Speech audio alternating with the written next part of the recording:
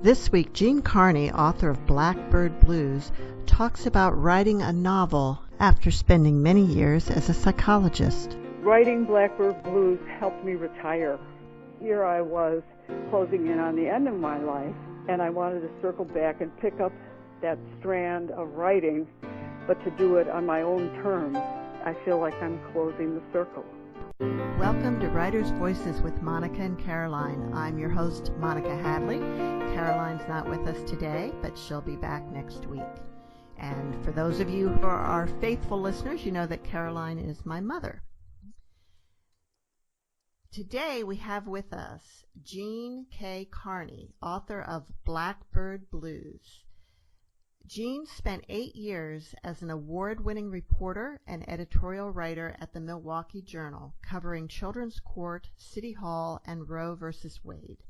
She earned a Ph.D. in human development at the University of Chicago and trained at a large Chicago inner-city psychiatric hospital.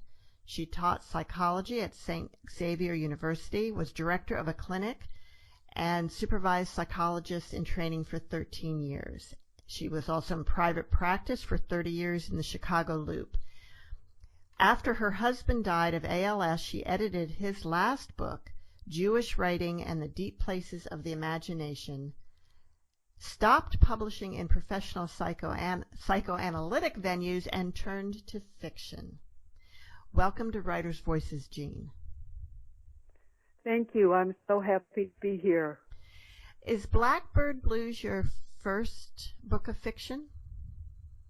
It is my first novel. I started writing short stories, but I went to the Sewanee Writers Circle, and I went to Breadloaf as well. And at both places, they told me, I was told, you shouldn't be writing short stories because the things that you're writing about are way too complex to capture in a short story. And I was steered really quite beautifully into writing novels. And I've always been very grateful for that a couple of really wonderful teachers at both Sewanee and Breadloaf steered me into novel writing. Why do you think you started out with short stories? Oh, because I didn't have the courage to tackle a novel. A novel seems like, that my husband who died was a literary critic, and he is sometimes said to be the last of the New York intellectuals. He was 10 years older than me, and he was, part of the Philip Roth circle, and he wrote on Lionel Trilling, and I was a bit intimidated by it, and I don't know that I would have actually written fiction if while he was, I didn't even think to write fiction while he was alive. And I when I think about it, I think that partly I started writing stories to sort of keep something of him in my life, because I was writing stories before I met my husband. My husband now. My husband now is a historian.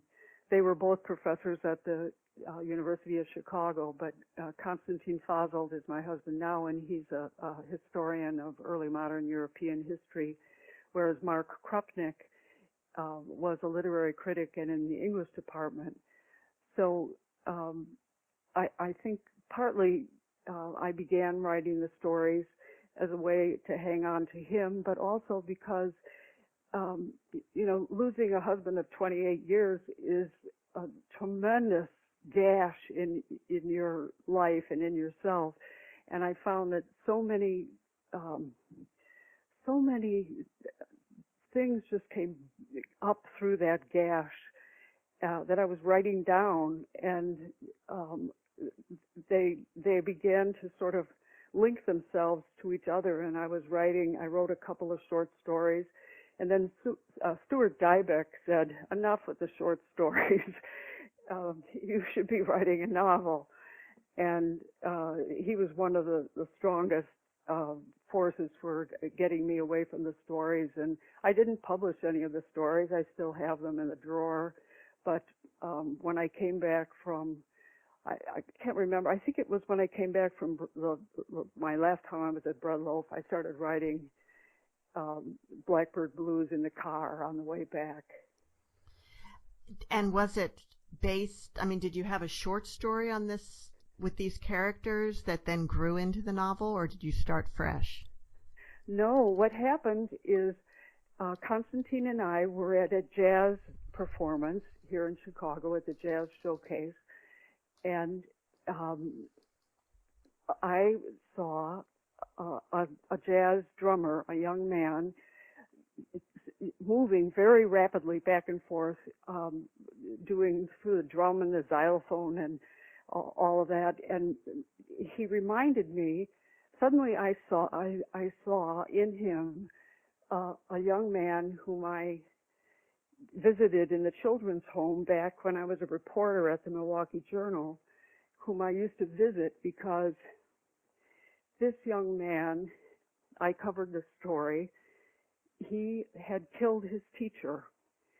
And at the hearing for this guy, I think he was, probably 12 years old, maybe he was 13, but he was a young boy, really. And he had gone up to the teacher at the end of the class, picked her up, turned her over upside down, and smashed her head head first into a wastebasket and snapped her neck and killed her. So he was taken to the children's home, and at his hearing, the only person who came to his hearing was the public defender and me. And so I took to going to visit him at the children's home where he was placed. No one ever came to visit him at the children's home except me.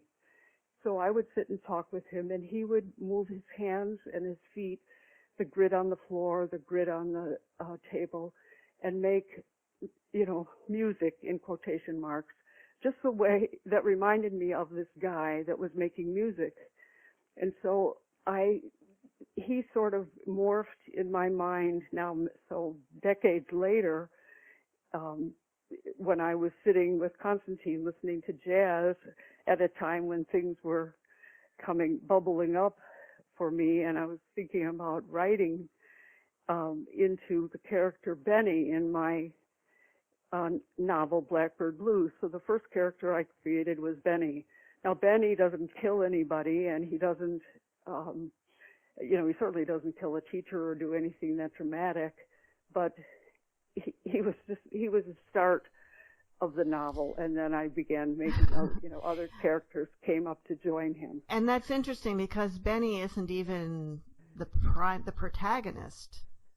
No, he's not, but he's a very important part of the novel, though, because he's Lucius's son. So he's a link between Sister Michaeline and Lucius. And, at the end of the novel, he sort of pulls things together, too, because, I don't want to tell the end of the novel. No. Now, the novel is set in the 1960s, primarily, although there's a lot of flashbacks to the 1940s as well. Because of the Diary of the Nun, yes. Right. And it is very much, the Catholic Church and becoming a nun is very much a part of the theme of this novel. Were you raised Catholic, and did you want to become a nun? Yes, I was raised Catholic, and nuns were very important to me. My family moved, how many times did my family move? I think it was, I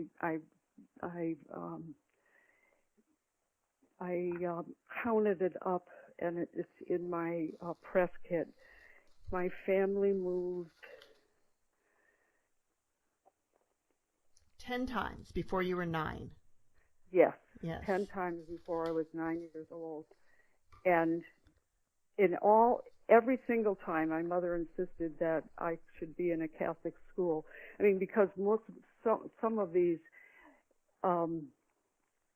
obviously, I think it was 3 different first grades and 2 different second grades and a different third grade and a different fourth grade.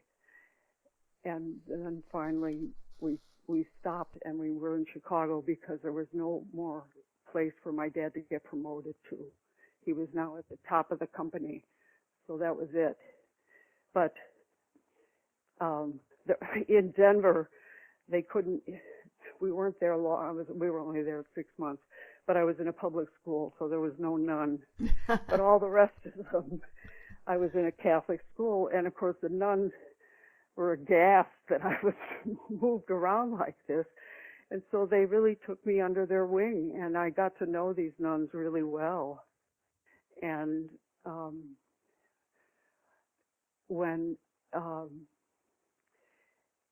back in the day, you know, I'm 70 years old, so in the days before Vatican II, I don't know how much the readers will know about the Vatican Council that ran in the mid-60s. I think it was 62 to 65, something like that. I don't know how much most listeners, but I do remember the Mass changing from Latin to English, so that's what I remember from that. And also, I would have been like 7 or something. Yeah. Oh, okay, so you do remember. And turning the altar around so that it faced the parishioner. Yep. Do you remember that? Yes, I do. You used to have the back to the I do remember that. Yep. And there were huge changes, but one of the things that was changed is that back in the day, a person could enter the convent at age 13. Oh. And I did. I was actually, I was what's called at that time an aspirant. So I was in the convent from 1962 to 1966. And then the Vatican Council finished up, and the nuns actually encouraged all of us to go out into what was called into the world and get our college and all that, and then if we still wanted to become a nun, to come back. But of course, then I went to college and I became a journalist, and I got a job immediately at the Milwaukee Journal, and I was off and running with my career and got married and the rest. And I stay in touch with my class, and almost all of us there were 108 of us who entered at 13 in my class, and almost all of us became social workers, psychologists, teachers, or some other kind of helping thing. But not nuns. I would say out of the 108, about 10 became nuns, but then over the years it left fewer and fewer, and I think now we're down to, unfortunately, at the last reunion, at our 50th reunion, one of my dearest friends went home, and the next day went down to Mississippi to her mission and was murdered. And there were only, I think, 3 of us left who were still in the convent, and 2 of them are fatally ill with cancer. So we aren't going to have any more soon. But wow. All the rest of us stay in touch and are, you can imagine, someone who would do something like that at that age. We're still Franciscans. It was a Franciscan order. Mm. And so it's very much a part of our lives,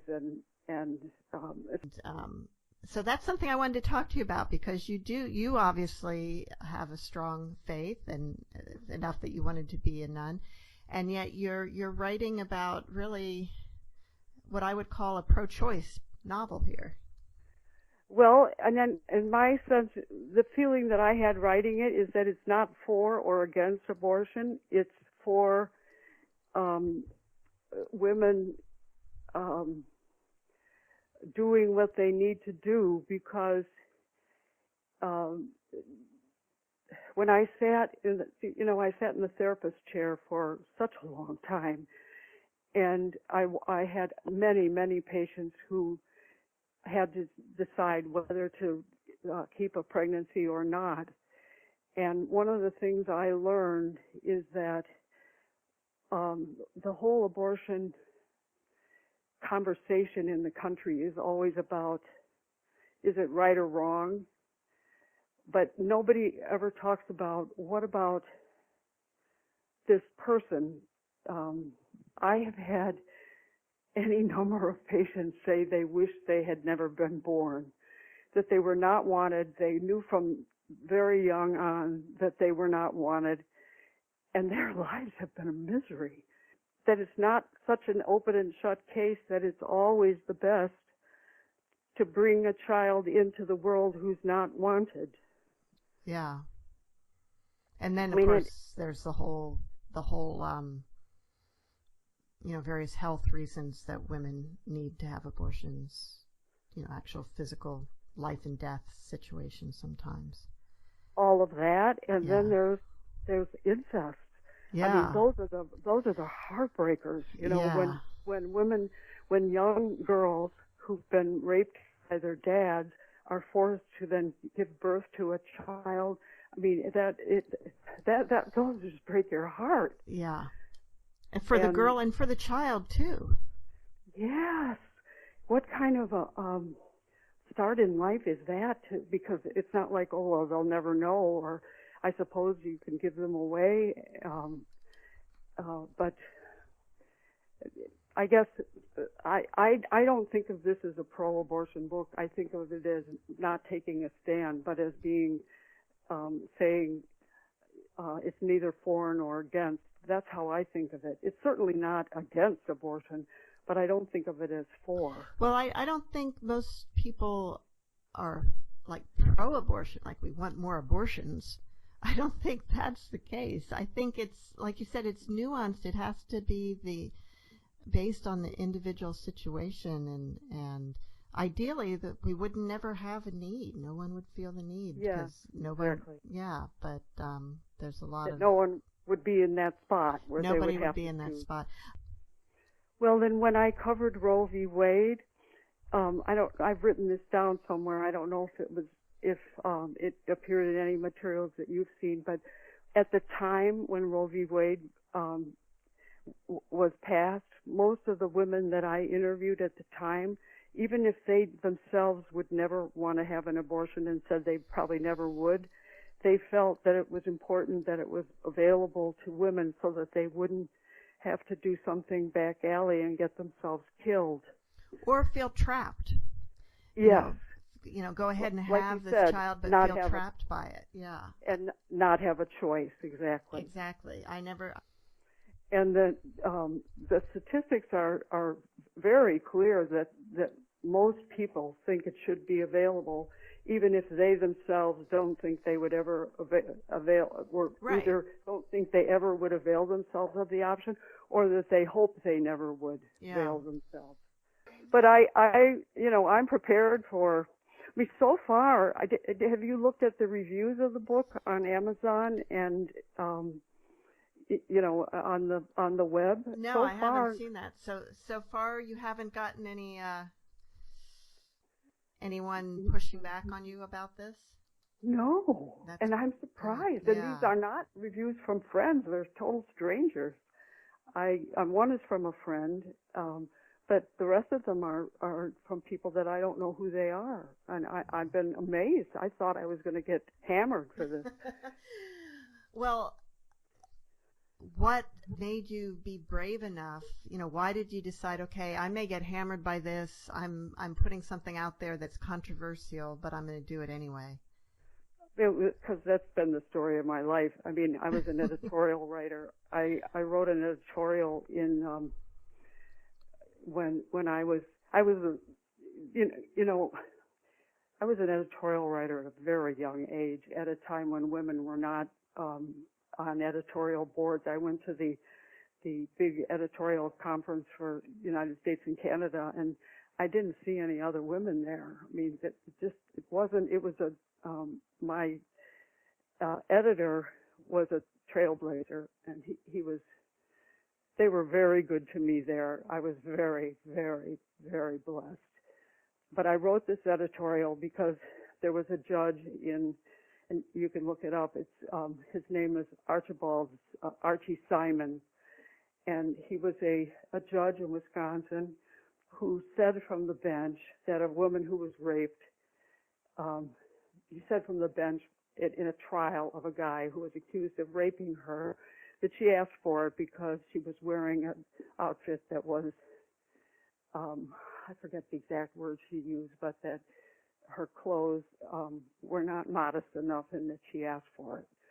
Well, I wrote a scathing editorial about it, and it was picked up by a group of people who laminated it and put it on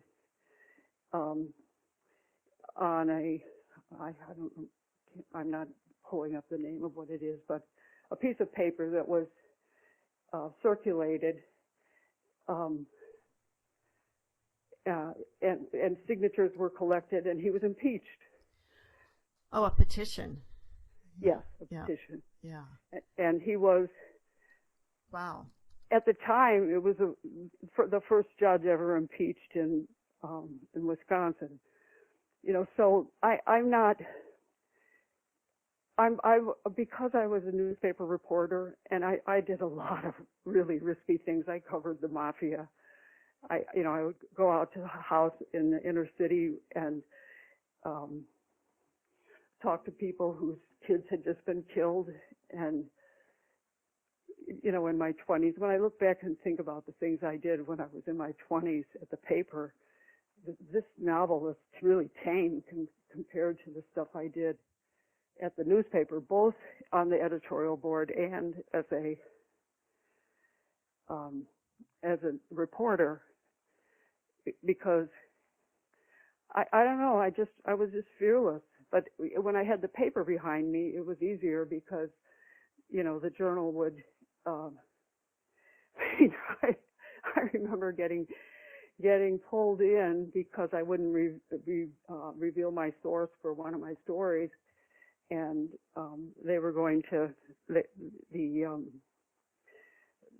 district attorney's office had said that they were going to put me in jail until I revealed my source. But my editor said, "Do you really think they're going to put a 20-something young woman in prison for not revealing her source?" She said, "You just stand pat." And I did. And eventually they just let me go. Now, let me pause here and let our listeners know that this is Writers' Voices, and we're speaking with Jean K. Carney, author of Blackbird Blues. Now, I thought there's constitutional protection about that you don't have to reveal your source. And yet you do see or hear of reporters going to jail over it. So is there a protection or not? Well, this would have been early 70s. I don't know what I don't know what the thinking was, but this was the government. This was the district attorney's office or the state's attorney's office in Wisconsin that was doing this. It wasn't some other agency. So it was the government itself who was required. Sometimes it is the government itself who violates our civil rights. Yeah, well, recently we have come to understand that. Witness that a lot. Yeah. Right. Yeah. So, who says, when you're standing there and they're telling you that you're going to be taken off to jail, it seemed quite real to me at the time, and but I stood my ground because my editor told me to. I said, well, I wouldn't mind being in the women's prison up at Techita because think of the stories I could get there. And he said, we're not letting you go to prison. Forget about it. So you covered Roe versus Wade for the Milwaukee Journal. Yeah. That seems like, you know, something that maybe would be a national press or something, but did city papers, was it such a big deal that smaller Oh, city yeah. papers covered it? Wow. Right. Well, but the Milwaukee Journal was the really the main paper for all of Wisconsin. Mm-hmm. You know, I mean, all the smaller cities in Wisconsin had their own newspapers. Right. Newspapers are dying out now, but back in the day, when I was there in the 70s, newspapers were a big deal. And so I mean, it was fun for me because I remember one time going up way up to almost to the top of Wisconsin and sitting, I forget, I went up there with a friend for something, and there were people talking about my front page story that day up in, I've forgotten the name of the town, but it was a small town in Wisconsin. But it was the paper of record for all of Wisconsin at that time. Now it's the Milwaukee Journal Sentinel, because the morning paper was the Sentinel, and they merged with their own. There's just one paper. Right. Newspapers are dying out. Yeah, it's a shame because you don't get the diversity of opinions and the diversity of perspective. And as you said, the local news. Because yes, that was huge local news, Roe v. Wade. Wow. Did you actually get to go and hear Sarah Weddington argue? No. Sometimes, I mean, I did make some trips to Washington, D.C. Mostly we would cover local angles on things. Right. There were, awfully good stories going on in Milwaukee, tremendously good stories. There was a story that took all put all the homeless people back on the streets. I covered that, and that was a great story. I'm trying to remember the name of the woman who, oh boy, she sued the government because she was forced to stay in a mental institution, and she was a teacher. And the decision was that went all the way to the Supreme Court. She was a Milwaukee native, and the decision was, yes, she had to stay in. No, she did not have to stay in the mental institution.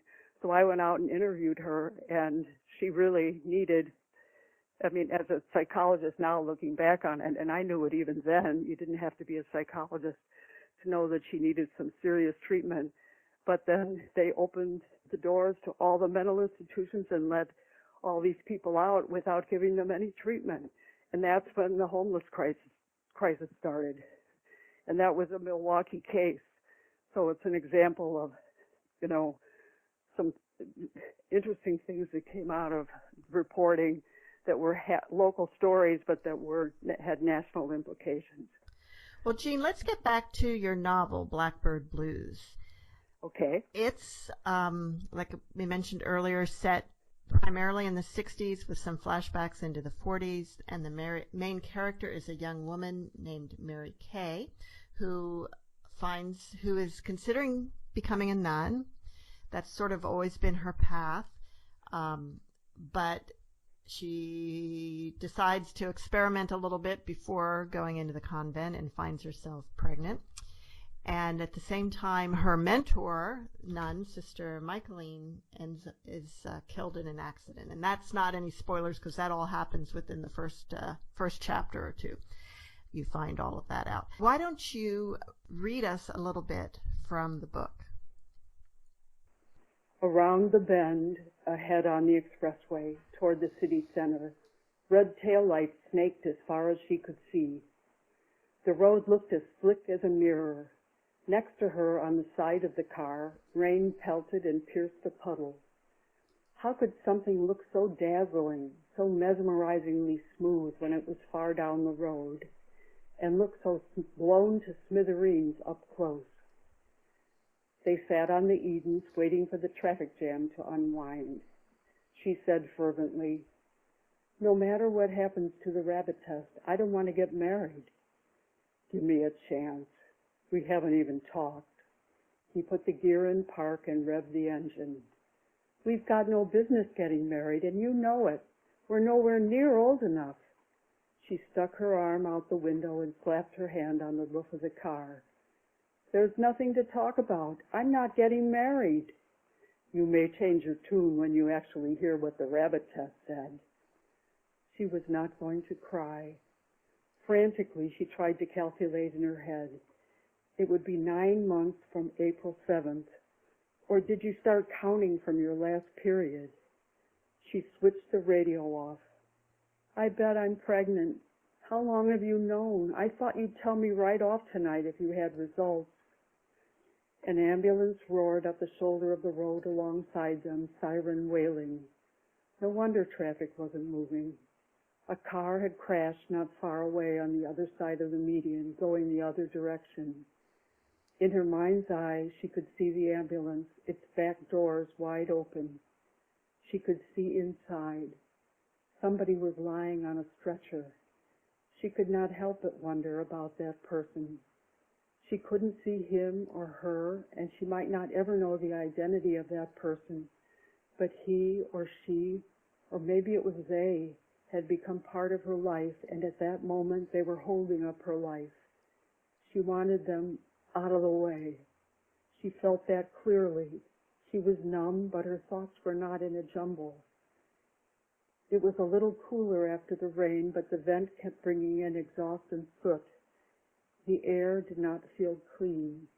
Traffic began to inch forward. "Let's go someplace and talk." "I don't want to go someplace. I want to go to the Jazz Emporium." Sister had trusted Lucius enough to give him her book, and she was going to put her faith in him too. She had a big problem, but she did not need to be alone with it. "How did I get roped into driving in a colored neighborhood? Trying to please you again. I could care less about jazz music." "Well, then why don't you drop me off and drive home? I don't need you to hold my hand and complain about the music. I can get back on my own." "You think I'm going to leave you alone in this jungle? You got to be kidding." "I'm not kidding. I've had it with the snide remarks and the Mr. Big Man performance." "Watch your mouth, little lady. You're pushing your luck." She could not stand the sight of him. How could she have gotten mixed up with a guy who had scored a C in algebra, barely finished high school, whose father was connected with shady people? For God's sake, at the age of 19, Tony even had his own bookie. They drove in silence for a long time until she could stand it no longer. "Tony, you're not watching the signs. You've got to get off at 47th Street. He cut across 2 lanes of traffic, nearly got rear-ended by a moving van, and skidded onto the exit ramp. "You say you don't want to get married, so what's going to happen? I'll be damned if I'm going to be stand by and let a stranger raise my baby." "It's not about you. I'm the one who's going to have a baby. We're not talking about what you're going to do. We're talking about what I'm going to do." "I'm trying to talk sense and you're stuck in la-la land. Typical girl. Doesn't give a damn about me. It's my baby too, you know." She bit her tongue. He turned the radio on again. Dick Biondi took them through Walk Like a Man, My Boyfriend's Back, and Can't Get Used to Losing You. They drove down 47th Street, Mary Kay reading the street numbers aloud. "Slow down," she said. "You're going to pass it." "You know what?" he exploded. "I don't need this. Have it your way. You keep treating me like I'm an idiot. I'm not going with you. I'm not going to listen to that god-awful music.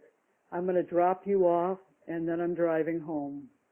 See how you like going in there all by yourself. Watch me." He had rattled her, but she was not going to back down. When they pulled up to the club, she got out of the car, slammed the door in the middle of Andy Williams. She could hear that Tony had not pulled away yet from the curb, but she kept walking. She followed a group of couples to the vestibule. A young black man dressed to the nines held the door for her, and she followed his date into the darkness. So this was the Jazz Emporium. She was too furious and too shaken up to look for the place under the photo of Billie Holiday alongside the Steinway. She grabbed a chair at the end of a row of tables and swiveled to check out the crowd. Blacks, whites, and mixed couples bowed over cocktails, reading newspaper reviews of Chicago jazz greats laminated on the tiny tabletops. Early arrivals had nabbed raggedy brown leather love seats along the walls under photos of Armstrong, Goodman, Krupa, and Hines, familiar faces from Sister Michaeline's class. Some perched on the sassy hot pink leather and rattan stools around the mahogany horseshoe bar in the back. She wondered how many others had got in with phony IDs. The white pianist intoned the first bars of "It Could Happen to You." And that was Jean Carney reading from Blackbird Blues. So are you a jazz lover, Jean? Yes. I thought so. I am, very much so. Did you have to do much research on these time periods to get the details right, or particularly in the 60s, since you were a young woman during that time, did your memory suffice? I didn't do a lot of research on the 60s because I lived through it, but I did refresh my memory, somewhat. Where I did more research was on Lucius's background and I had a very good time with that, because I did not know anything about the fact that, I knew that African Americans could not serve in the military with white people in World War I. I already knew that because they were such ferocious fighters and such effective fighters.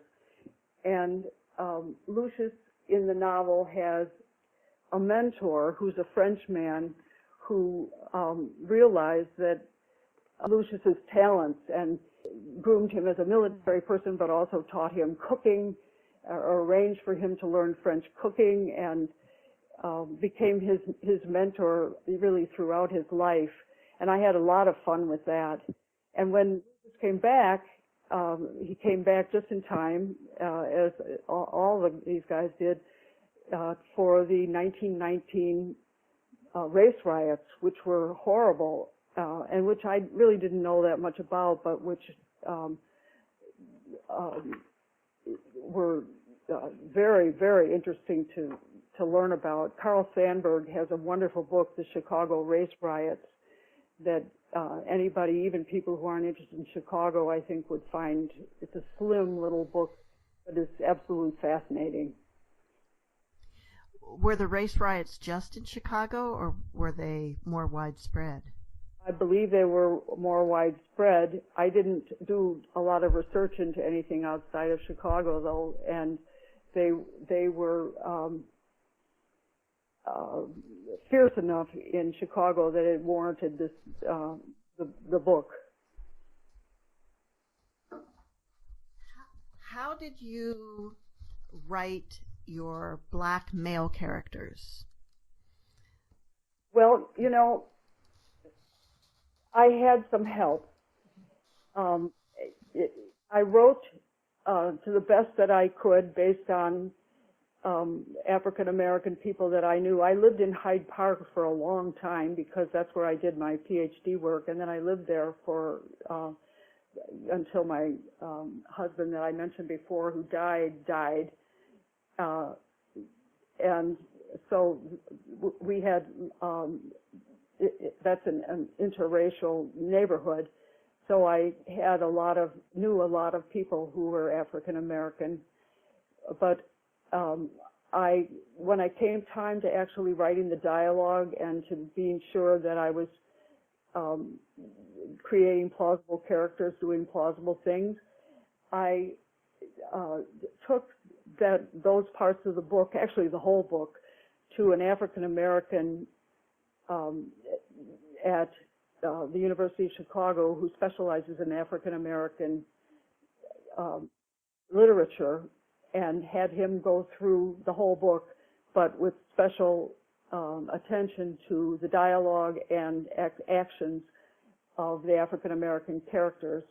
And he gave me a couple of books in which African Americans were writing letters to each other that helped me get dialogue from the same period of time that Lucius was from. And he helped me get the dialogue to be in line with what he felt it should be. And I trust him very much. And his name is Ken Warren, and he's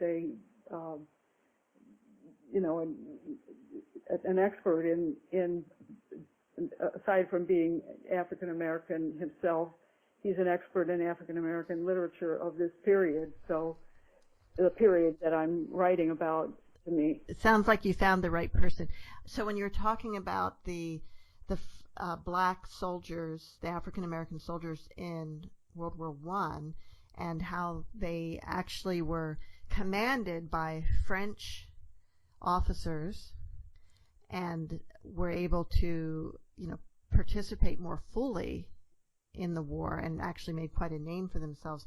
We had another author we interviewed a few months ago that this is featured in her book. It was Julie Berry. The book is called Lovely War, and one of the characters in it is a black soldier in World War I. It's all set in World War I. Yeah. So, Blackbird Blues, where'd the title come from? Well, a couple of things. Blackbird is a slur for nuns. It was a slur for nuns back in the days when they wore head to foot. You know what nuns right. like. Yeah, and some people call them blackbirds. Blues is from the music, and also Bye Bye Blackbird was a song that runs through the whole book. Mm. So how long did you spend writing this?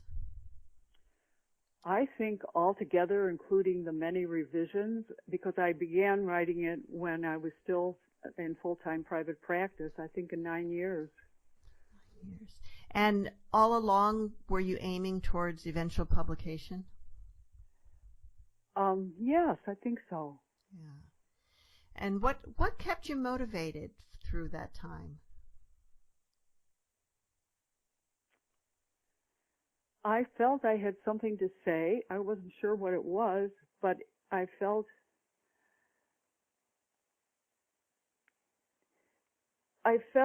that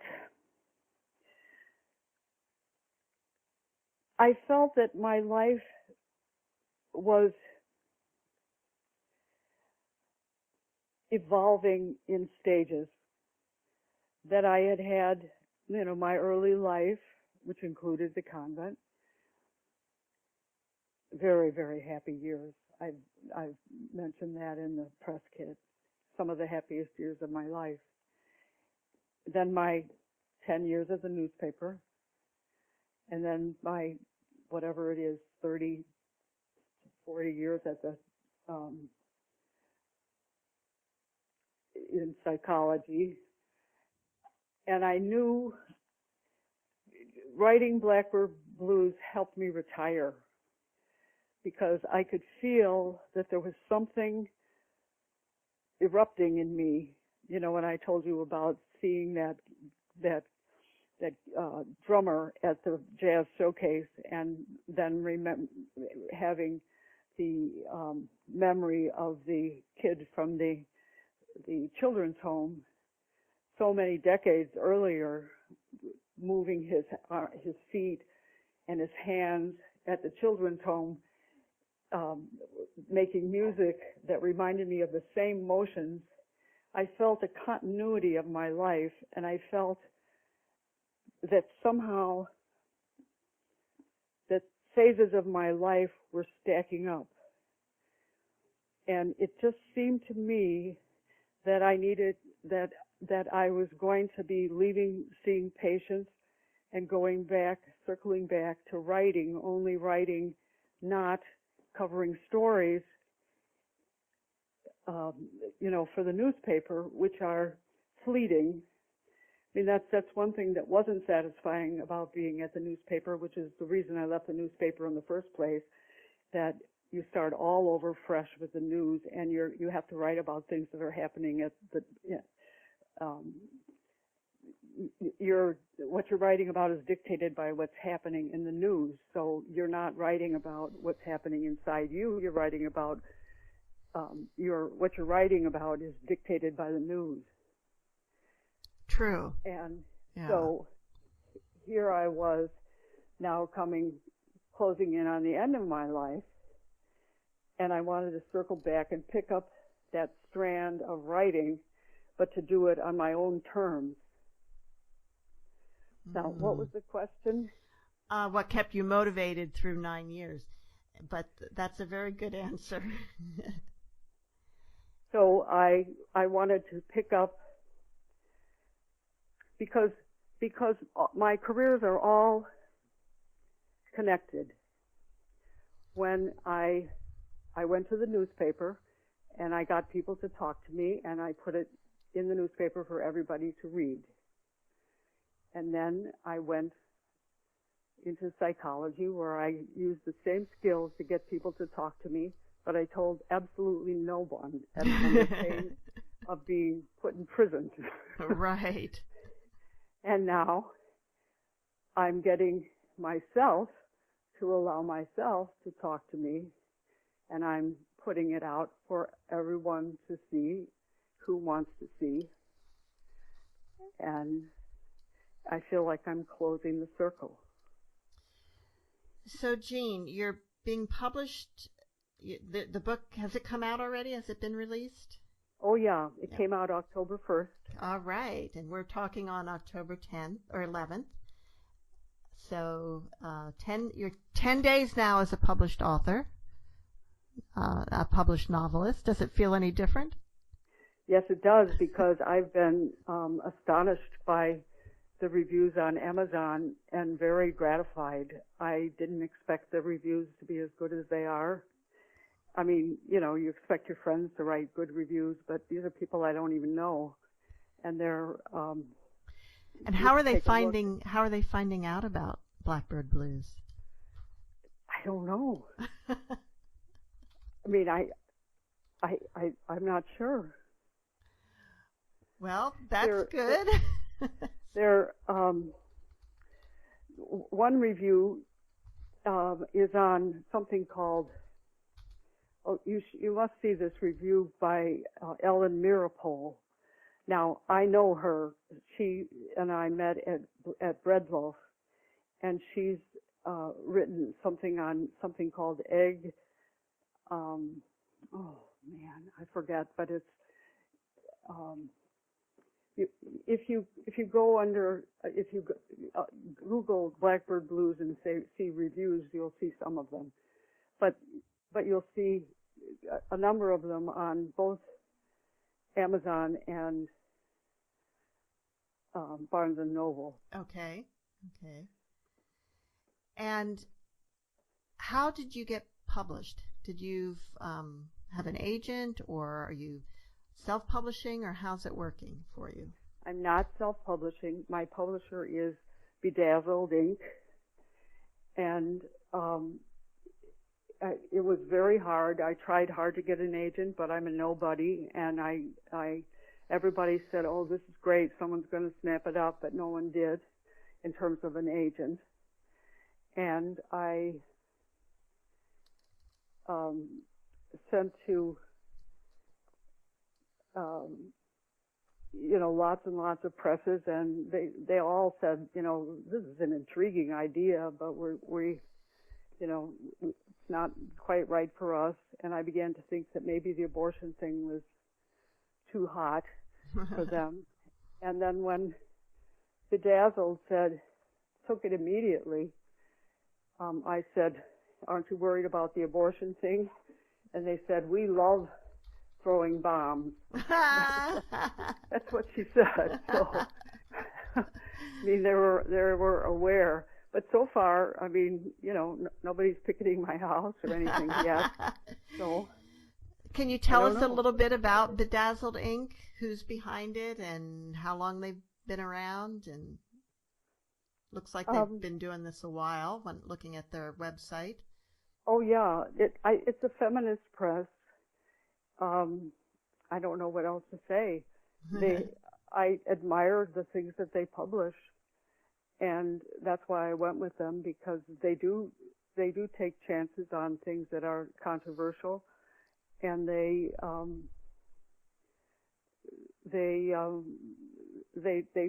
publish social and culturally meaningful things. They don't publish silly stuff or,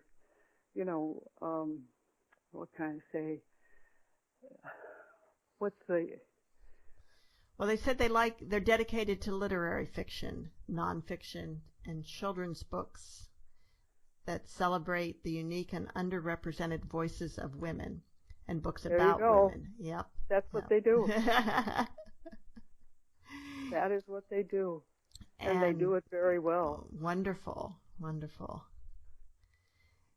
And it looks like they've been in business since 2004. Yeah, they're quite. They have a short but I think impressive list. Yeah, certainly looks like it. We'll have to look for other books there. Yeah, I mean they have things that are really worth reading. I mean it's hard for me to talk about it because I'm one of the authors. And I'm looking like they have one of the Independent Publisher Book Awards. They published, and so it's an independent publisher. And what is working with them like? Is it do they do a lot of editing? They have an excellent editor in Casey, and they have a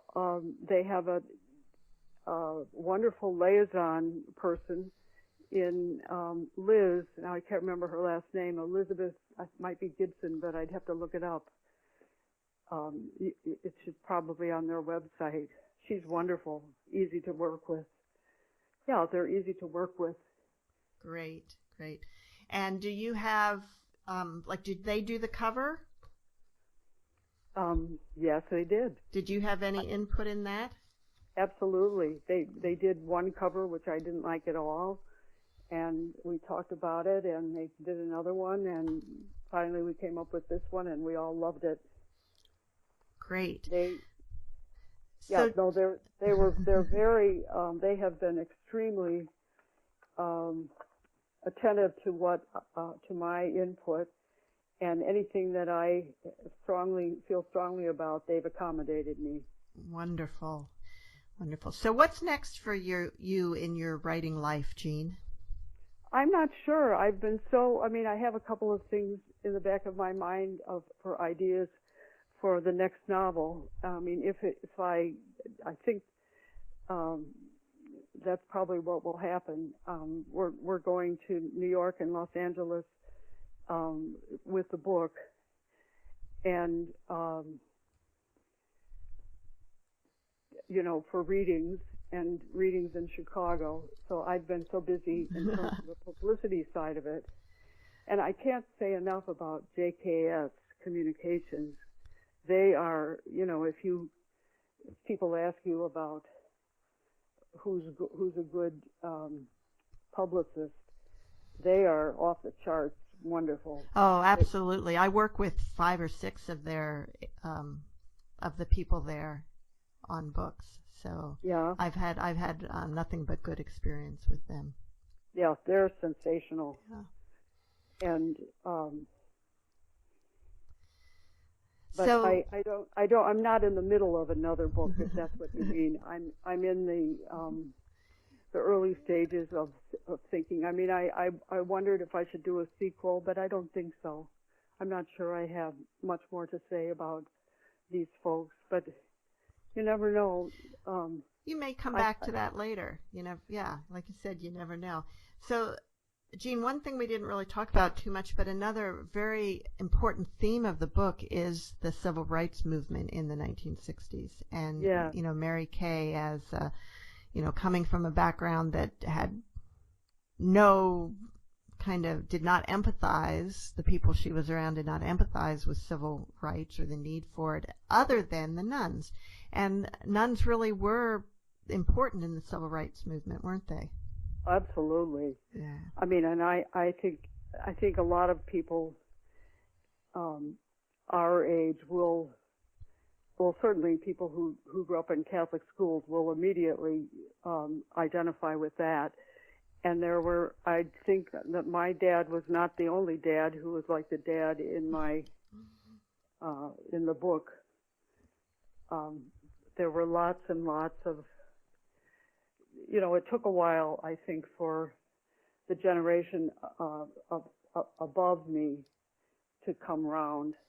I know, and to think, I mean, the attitudes towards people of color that are exhibited by Mary Kay's family and even some of her own peers, we forget that's what it was like just 50 years ago, and probably still is in some places today, but that was just totally accepted to be that bigoted 50 years ago. It was.